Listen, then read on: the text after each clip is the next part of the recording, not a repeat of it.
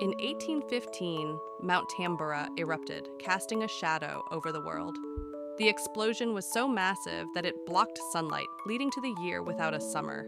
Crops failed, and famine spread across Europe and North America. But amidst the darkness, Mary Shelley found inspiration.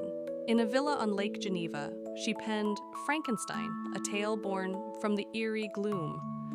How did a volcanic eruption shape literature? This shadowy event left a lasting mark, reminding us of nature's power to influence art. Like, comment, and subscribe for more stories like this.